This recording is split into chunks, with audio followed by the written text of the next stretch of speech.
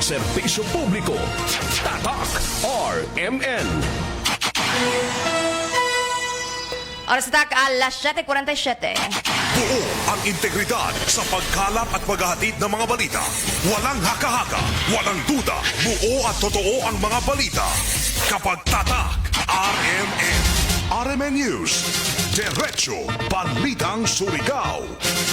Headlines. Sa Diretso Balitang Surigao ng mga radyo man idol, Jojo Ferrol. Idol Gerson Galotera Fuentes. Padlaw na Miyerkules na, Pizza 22 sa buyan sa Abril, year 2026.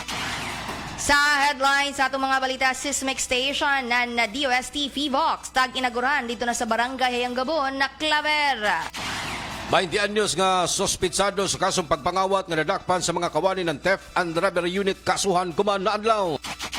People's Day 2026 tagpahigayon kagahapon dito na sa Barangay Sabang. Ukabat sa tuyo ka mga patrol car na dawat sa mga kawani na PPO gipan turn over na sa nagkalain-laing nga mga munisipyo o police station dinhi sa syudad. Karaguan ng Surigao Metropolitan Water District, jaoy mga prioridad na mga sunod na mga proyekto, sumaya pa ni Engineer Insumo. Mga sertipikadong tourist guide sa General Luna gipaubos na sa training.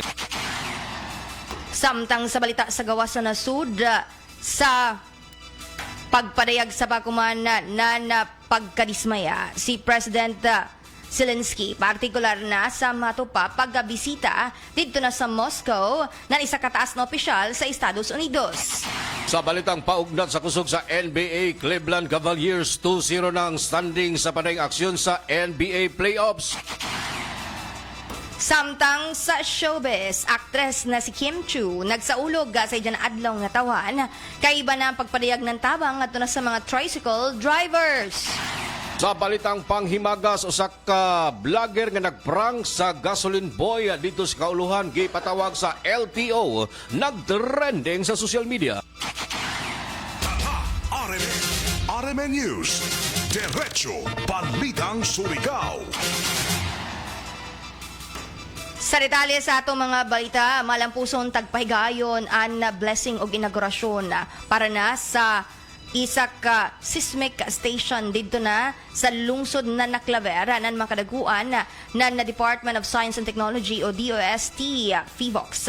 Ini partikular na sa nahimong pagpahigayon ng programa dito kagahapon, partikular na sa Barangay Hayangabon na Claver na kundin tagapadayag ng mga kadaguan ng DOST FIVOX. Kung ano ka-importante, ana mo na pagpahigayon ng seismic station, ini partikular na sa matupa, may hatag isab ni ini na dugang kahibayo, partikular na sa publiko. Tagapadayag ni Dr. Winchell Ayan Sevilla, ang Chief ng Seismology Division ng DOST FIVOX, ana ila isa ba kalipay na matupan na inagurahan ana mo na seismic station na diri na sa Surigao del Norte. Na pong umaga, inaugurate po natin ang 128 seismic stations ng Pilipinas.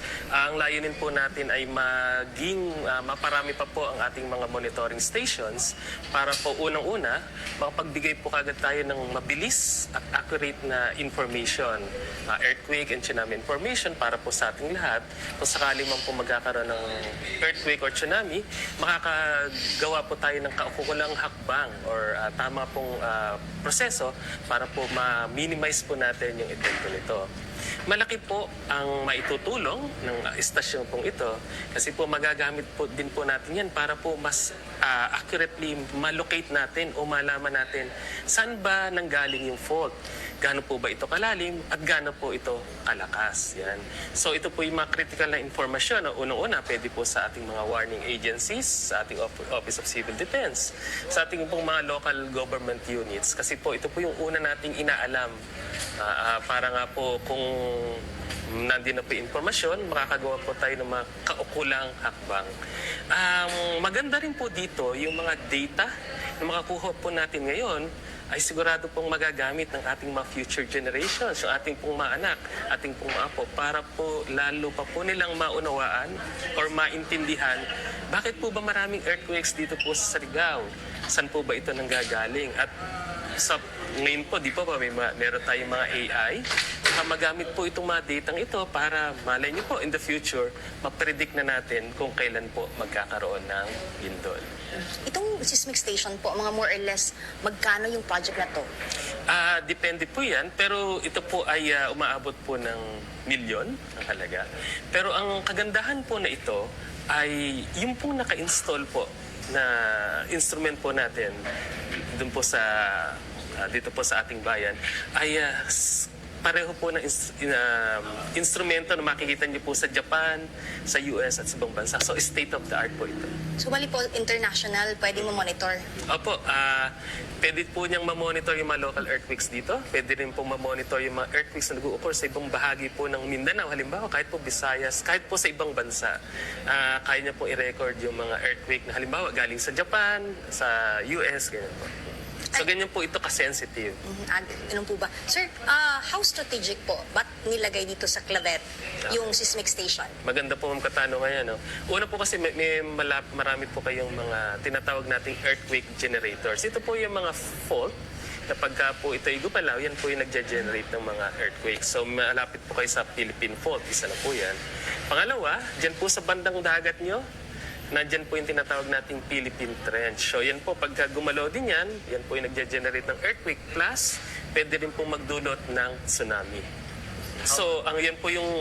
At isa pa po, dati po kasi konti lang po yung medyo malalayo po dito yung mga instruments po natin. So dahil po meron na po tayong pang-monitor dito, posible po na ma-detect din niya yung maliliit na earthquake na hindi natin nare-record before kasi nga po maliliit siya, so medyo malayo. Ngayon po meron na tayong local stations, pwede na pong malaman natin, teka muna, may mga earthquakes pang nag-o-occur dito. And yung po kasi mga earthquakes na yan, kung malolocate natin mas maigi o mas accurate, makapagsasabi natin na may fault din pala, may mga local fault din pala na malapit or doon sa lugar na yun. Ang sunod-sunod na pamahayag ni Dr. Winchell Ayan Sevilla, ang Chief ng Seismology Division ng DOST PHIVOX. Lagip na isab na sa amon na pagpadayag na proyekto dito na sa Ilalungsod. Hugot ang pagpaabot na ni Diana Kalipay o pagpasalamat ni Mayor Georgia Gokyangke. And to our maritime, we extend our sincere appreciation to DOST PHIVOX for this partnership. Maraming salamat po. Your support brings science closer to our community and strengthens our capacity to protect lives. This milestone is also a clear example of what we call as panaghiusan, unity, or when national agencies and local governments work together, meaningful results follow. Through this unity, we are able to turn recognition into concrete action that benefits our people. On behalf of the municipality of Clavel, we sincerely accept the PHIVOX 128th seismic station here in Barangay Kabog, Barangay Hayangapon. This station, I believe, will not only serve Clavel, but will also contribute to the country's broader effort to better understand earthquake and improve disaster response. Yun nga, kailangan malaman namin to understand more about earthquake. Lalo na yung mga words or yung mga word na maririnig lang namin sa mga balita. Yung magnitude. Ano yung magnitude at saka intensity. Yung fault at saka yung threats. Diba? Yan ang mga words na yan. Palaging nasa balita yan. Pero hindi namin alam ano ba ang reference niya. Malalaman natin yan. Mamaya, invited kayo sa IEC natin. No?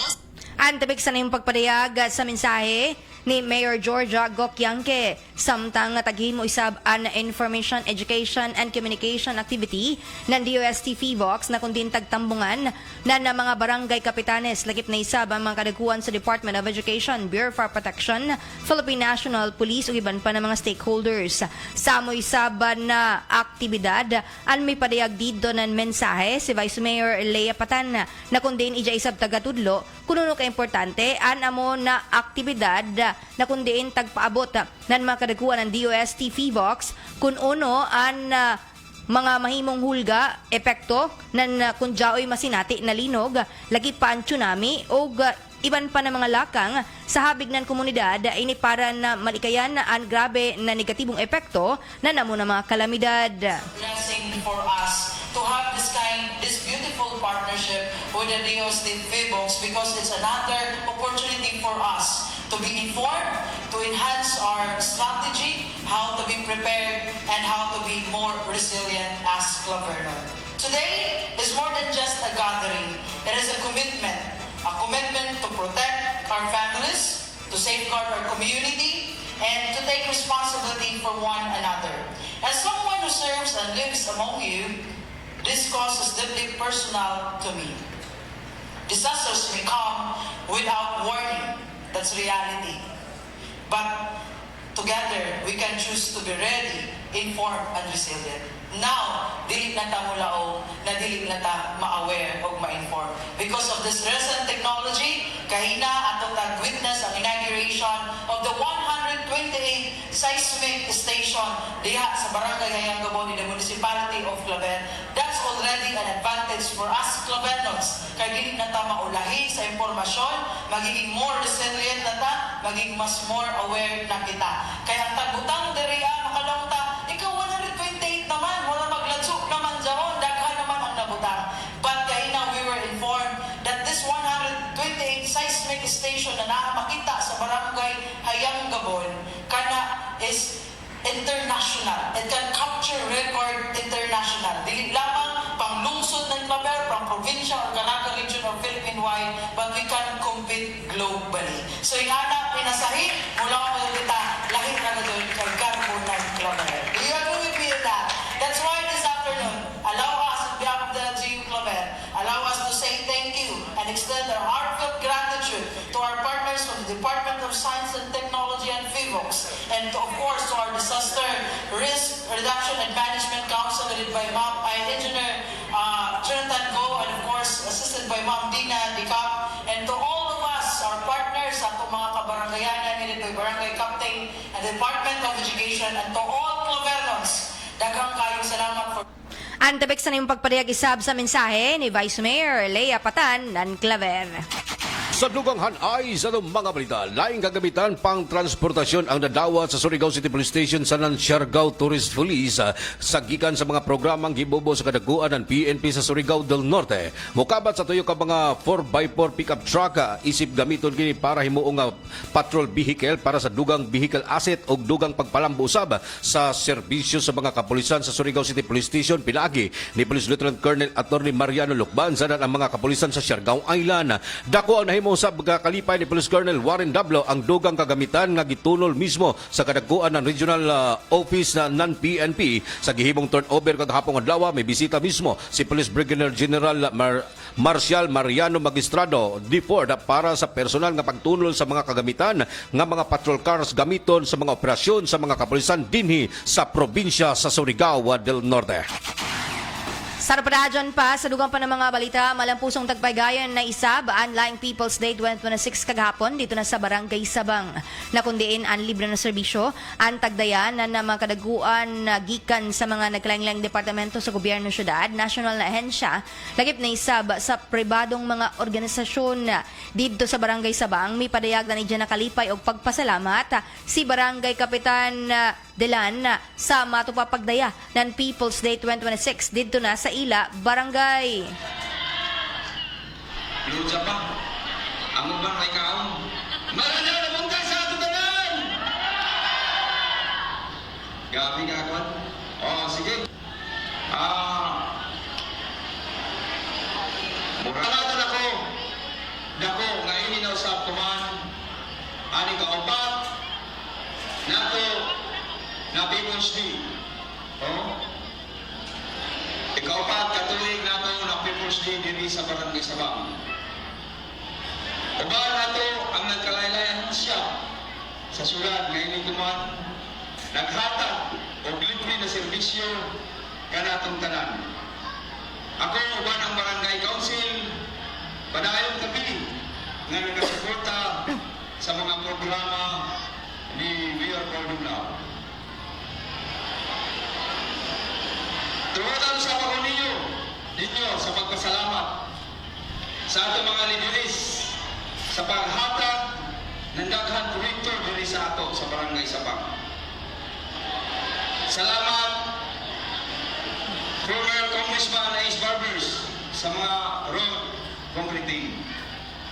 Salamat sa Congresswoman Bernadette Barbers. Salamat sa Governor Robert Lyndon Barbers. Salamat Mayor Paul Dumlao. Salamat sa Vice Mayor Alfonso Pons Casora sa mga proyekto na inyo gihatag diri kanamo. Manginaot kami nga unta na aduna pay daghan moabot ng mga proyekto diri sa Barangay Sabang. Ang tapik sa nimong pagparayag na ni Diana Kalipay og pagpasalamat ni Barangay Kapitan Arnel Dilan ng Barangay Sabang.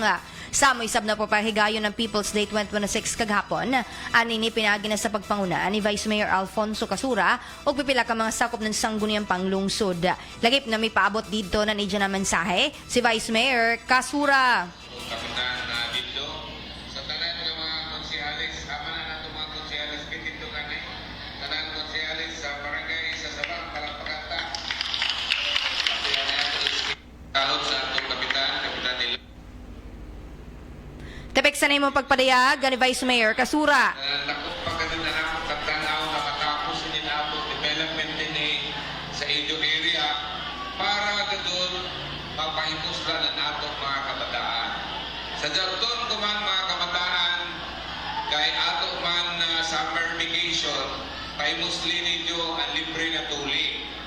Aton mga nanay, tatay na may mga gagmay pa ng mga anak na gusto magpatuli, kuman ang the best time na inyo pahimuslan ini kay ang bayranan sa pagtuli kuman 2,000 na dahil ganit 3,000 kuman libre tanan ka mga kabataan kapitan i-anunsyo din laptop in front of me na nanginahanglan ninyo ini kuman na adlaw hatag na serbisyo dili lamang sa pagtuli kundi usab sa ato bago na proyekto ang taglaong balik ngiti. Ang tapik sa nimong pagpadayag sa mensahe ni Vice Mayor Alfonso Casura sa pagpaygay ni Sabnan pagpaningusog sa programa na Balik Ngiti program. Ini pinagi na sa paghatag ng libre na pustiso ngadto na sa mga indigent na mga senior citizens ng Barangay Sabang an mabot sa 5 ka mga individual ang nakadawat kagahapon. Sa dugang hanay sa mga balita, kasuhan kuman adlaw dito sa korte sa kasong robbery ang usa ka 20 anyos nga tinunan nga nadakpan kini og responsable sa pagpanglungkab sa usa ka tindahan diha sa may purok Sampaguita sa Kaskag Village, Barangay Washington Ciudad. Human nga nakalawat og sumbong ang mga kapulisan sa biktimang nakilay-ang si Charlie Maine Jane Dumangas Ariar, 33 anyos kinsa tagsumbong nini ang gitudlong suspect nga nakilay-ang si Alfred Lisundra Corbera alias Plung 20 anyos nga responsable kini sa paglungkab sa ijang tindahan atong milamay adlong Lunes og nadakpan kini sa ilang Pinoyanan sa amay alas 4 antak na sa hapon. Nasayran nga nabawi sa ijang posisyon ang mukabat sa 330 pesos nga kantidad sa kwarta. Human kini nga nakit-ang misulod sa tindahan sa gitudlong biktima og himas ang mubalor sa 2,000 ka pesos nga halin. Ingon man mukabat usab sa 2,480 nga mga kantidad sa ilimnong makahubog. Nasayran sa gihimong follow-up operation ng Theft and Robbery Unit, malampusong nadakpan ang suspect dito sa ilang Pinoyanan sa Sitio Gaya sa Barangay Sabang, sakop ning syudad. Kuman, inuso na dito sa korte ang kasong robbery batok na sa nadakpang suspect. Pinaagi kini sa himong inquest proceeding sa pagpresentar sa mga ebidensyang na-recover sa posisyon sa nadakpan. Sa Radyon pa, sa dugang pa ng mga balita, kadaguan ng Surigao Metropolitan Water District o SMWD, tag-angkon na joy ilang mga dagko ug mga tag-prioridad na mga sunod na mga proyekto para mas mapalambo pa ang serbisyo diri na Surigao City. Sumaya pa ng General Manager na si Engineer Benjamin Insumo Jr. kung silaan pabuton an matupad daghan pagadud an ilang mga tagplanuhan. Hinoon matupad nanginhanglan ini ng dako-dako na kantidad. Kita ka-afford, number one is ang solution sa ato turbidity. na ang 40% solution maabot na 175 million, di man nato dyan makaya. Ang kinahanglan man dyan nato iutang. Diya ato problema sa additional source ng mga deep well. Ang isa ka deep well, mo gasto man dyan ng 10 million kung kumplito ka dyan na nagkinahanglan na. Sa pagkakuman na tuwing nagkinahanglan ako ng 7. So times 10 million, 70 million additional deep well. Maghanap pa dyan kung naidyaw ng mga lugar. Nakadatuig, nagkinahanglan mo kita ng isa. So 8. Ikaduha, dyan to yato i-repair na source dito sa Kantalibong. Kay makatamang-tamang sa bato na creek, mo gasto na sa ng mga 15 to 20 million makadugang ng source. Ikatuyo, dyan yato propose na dyan sa Matina impounding reservoir na mo stock siya ng almost half month na ato demand. Kaya dito may dito, mo kuhan man siya, mo stock siya, mo siya gamay na lake. Mo gasto na sa kita ng another 30 million. Kay liningan, koralon, kay basin ko, ano. So kung ang ganyan mo na dito pa isa, pinakadako, Surigao Dam. Ang una nandito sa ubos sa Mabini, sa Upper Mabini, dyaoy nag-study ng Surigao nun sab na mga abtik manghimo ng dam, tiguyang na sab. Si Jay naghimo dyan mga Maria Cristina Falls. Mugasto man dyan Surigao Dam ng mga 300 million, pinakabarato. So kung imo ka dyan, una-unaon ang kuyang ng Surigao, dako-dako na ka dyan ang kuyang. Pero hindi na ito mga ginagmay na tag 10 million, 20 million, 5 million. Kana mo yato dyan maanam-anam. Manam-anam, deep wells. Diyan filtration amoy amo tag diyan sa lubog kay panahon pag-uyan. Maglubog man dako man na problema. Amo sa diyan na namo tag priority pero dili kita ka-afford kay maabot man ng 175 million man dadyon, 40% pagani. Oh, amo ganyan naguna-una ra kana ako ra kay mag-design ini dako na siguro ini 20 million pero ini lang ko epektibo sab. Oh. Pero kapabol ta mo design ya lamang kita ka lugar kay na busy kita ini pag-alimat ng kabuuan ng demand ng water district. So, amo dyan na mo tag-considerar ko man, diyaw pa yung mga, dyan nato, read and bill, kaya mga tao nang complain na sir, o naman ni sir, di ba kami kabayad sa GCash, kung ano ra ka, no. Actually, diyaw na, napirmahan na, yaan o ay investment, kay mudugang raman ng mabayad naman kita ng 15 pesos convenience fee. Diyan mo program bahin sa diyan mga communication na mo mga tao sa field. So diyan nga mayroon na investment. So, sa oy kuan, ang read and bill ba diyan mo diyan mga pagbasa na high-tech na. Diyan na makuha na mo diyan mahal-mahal 6 million. So diyan tanan amo diyan tag-prioritize due to the pila na ba diyan ato kolekta. Pero makita nato na diyan ato plano na i-improve. Antipik sa nimong pagpadayag ni Engineer Benjamin Insumo Jr., ang General Manager ng SMWD. Sa dugang hanay sa itong mga balita, isip dugang pagpalambo sa serbisyo sa turismo, ang General Luna mikuha kinig mukabat 35 ka mga local tourist guide. Diin na malampuson kining gitapos ang 7 ka adlaw nining training na kinsa gihimo niadto nga milamayng adlaw aron usab nga masiguro ang mga frontliners nga adunay igong katakos o kakahanas pagsalig pag-atiman sa mga turista. Gipaubos usab ang mga partisipante sa mga assessment sama sa mock tours dito sa Naked Islands, Guam Islands o Daco Islands aron usab nga bansayon ang ilahang komunikasyon. Nakadawat usab kining mga nagkalain-laing orientation o accreditation sa Child Safe Tourism gikan sa DOTR Caraga aron masiguro nga luwas ang ilahang og mga responsable ang ilang mga pagtrabaho. Dako usab ang nahimong pagpasalamat ng DOTR sa kagamahanan sa lokal sa General Luna isip kabahin kini sa ilahang dakong pagsuporta sa pagbansay nining mga tourist guide. Pinaagi nini gilauman nga mas lig-on ang community-based tourism o mas paninduton pa ang kasinlatian sa mga mobisita sa nasangpit nga lugar. RMN News, Diretso Balitang Surigao.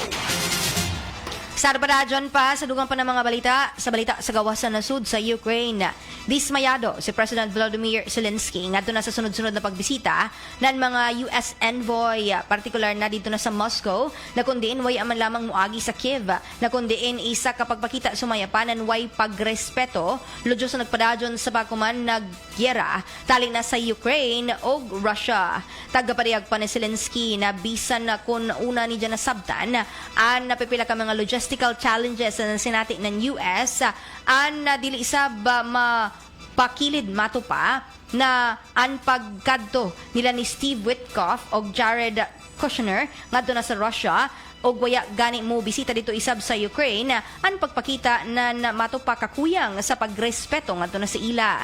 Lagip isab na taggatudlo pa ni President Zelensky na hinuon an andam ilan na nasud sa Ukraine para na sa pakig-meeting ngadto na sa bisan sino ng mga opisyal ng US o bakaha na iban pa ng mga nasud kung kinahanglan. Si Witkoff, ang special envoy ni US President Donald Trump, na kundin pipilak ka mga higayon na nakigtigom ngadto na kan Russian President Vladimir Putin dito na sa Moscow.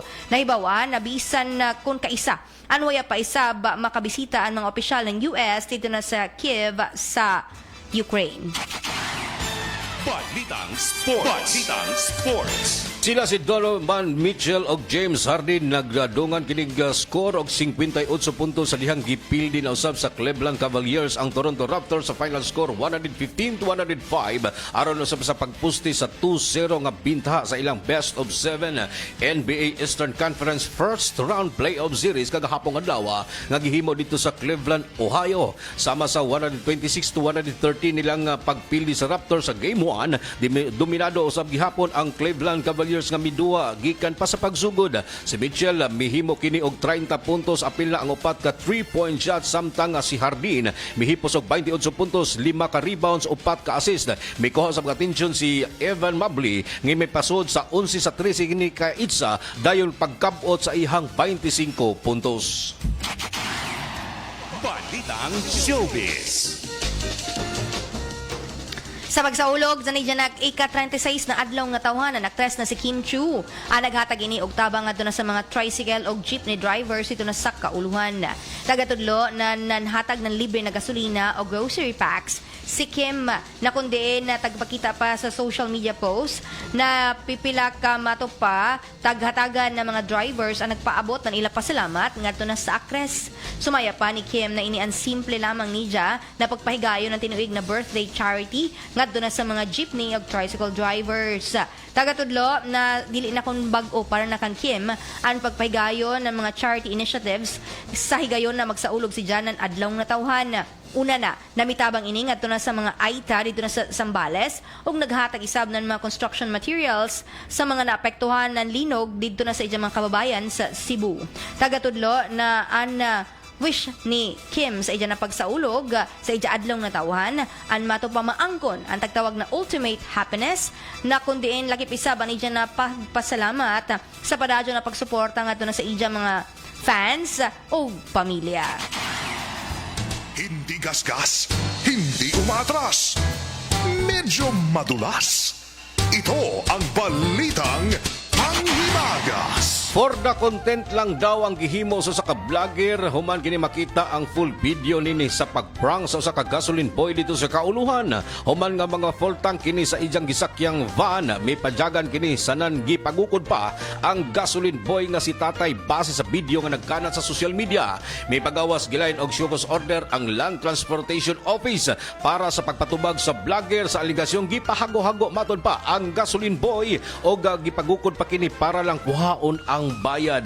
Apan sumaya pa sa vlogger nga nakilay ang si Thompson o Tyros, usa kilang kini ka content video ang ilang gihimo, diin kalingawan lang kini taliwala sa pagpasabot sa driver o vlogger. Posibleng matangtang ang prangkisa sa ijang gisakyang van sanan ang gihuptan nga driver's license. Apan niadtong tungura mihimo dayon og public apology ang vlogger taliwala sa mga isyu nga gipatawag na kini sa buhatan sa Land Transportation Office para manubag ang nasangpit nga vlogger. Ang tagtawag na nagkadaghan na lagi sila for the sake of Nakagdaghan na content. sila nga mga kanabang mga kulang og usa ka.